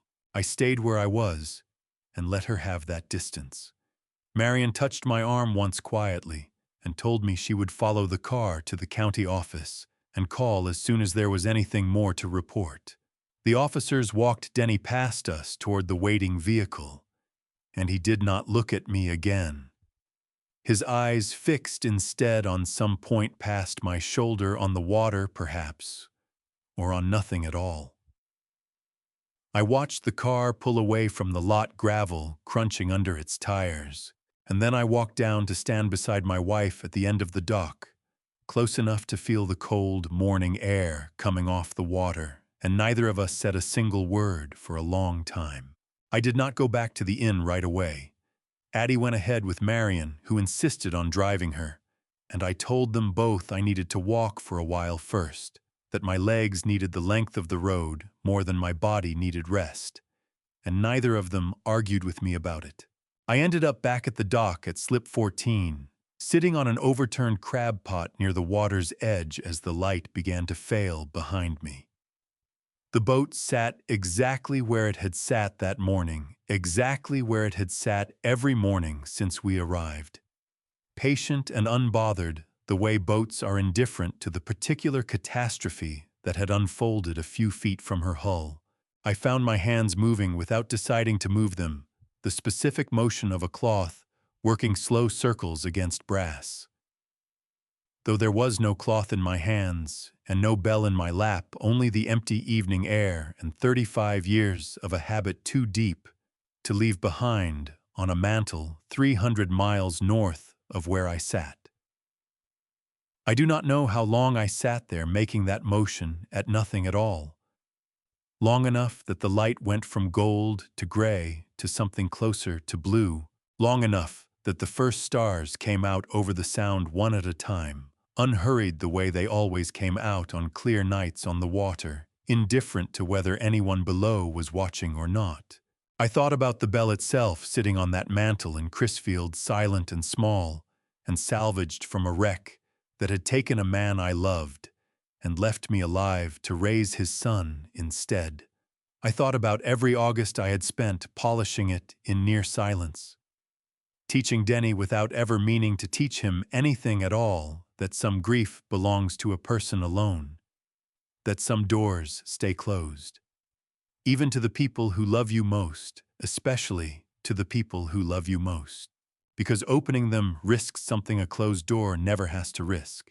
I understood sitting there with empty hands moving in a familiar shape that I had spent 23 years protecting Denny from a truth that might have actually helped him, might have given him something more useful than a college fund or a well-appointed apartment or a career handed to him on rails I had laid myself.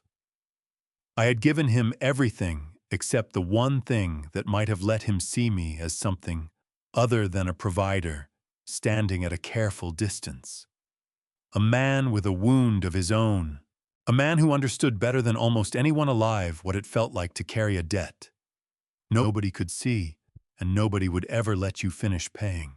Addie found me there a little before 9, walking down the dock alone in the dark, with a flashlight she did not need to use, because she had known exactly where I would be without needing to ask anyone. She did not say anything when she reached me. She simply lowered herself onto the crab pot beside mine, close enough that our shoulders touched, and looked out at the same dark water I had been looking at for the better part of 2 hours. I thought, watching her settle in beside me, about the version of this evening where I had told her everything years ago instead of tonight. Some version where Tobias's name had been spoken freely at our kitchen table across 3 decades instead of held in a locked room I only visited once a year with a cloth and a tin of polish. I did not know, sitting there, whether that version of our marriage would have been better or simply different. I only knew that I had chosen the version where I carried it alone, and that the choosing had cost more than I had ever let myself calculate honestly, until a stranger's careful handwriting and a boy's forged signature had forced the calculation on me whether I wanted it or not. We sat like that for a long time. I did not tell her what I had been thinking about the bell, about Denny, about the specific shape of the regret I had been turning over since that morning. She did not ask. Some silences, I have come to understand, are not the kind that need filling. Some silences are simply two people agreeing to carry the same weight from opposite ends of it, without needing to name the weight out loud, to know it is being carried together. At some point, without either of us deciding to, her hand found mine in the dark and held it the way it had held it on a dock 4 days earlier, the way it had held it in a car outside a cardiologist's office nearly a year before, that the way it had held it, I suspected, more times across 33 years than either of us could have counted if we had tried. Gus called once close to 10, and I let it go to voicemail, listening to it later that night from the inn. He only said he was thinking of me, that whatever I needed in the coming weeks, court dates or company, or simply someone to sit with in silence, the way Addie was sitting with me, now I only had to ask. I did not call him back that night. I saved the message instead, the way I had saved so few things across a lifetime, otherwise spent focused entirely on what needed doing next. I do not know how long we sat there. Long enough that the tide turned once beside us, the water shifting almost imperceptibly against the pilings, moving from one direction to the other, the way it always did twice a day, indifferent to grief or guilt or anything else a man might be carrying while he sat and watched it happen. Some wounds do not close simply because the truth finally gets spoken. I understood that sitting there more clearly than I had ever understood anything in 35 years of reading water for a living. Tobias was still gone. Denny was still going to answer for what he had done in a courtroom in the specific, unforgiving language of statutes and sentencing guidelines. Nothing I had said on that dock that morning undid any of it, but Addie's hand was still in mine, and the water still moved the way it always moved, indifferent and patient and unbroken, the same water I had spent a lifetime learning to read, still teaching me things even now, even after everything, if I was still willing to sit still long enough to listen. The brass bell still sits on the mantel in Crisfield. I brought it down once more this past August on the last Tuesday of the month, and set it in my lap with the same cloth and the same tin of polish I have used for 35 years. I did not sit alone this time.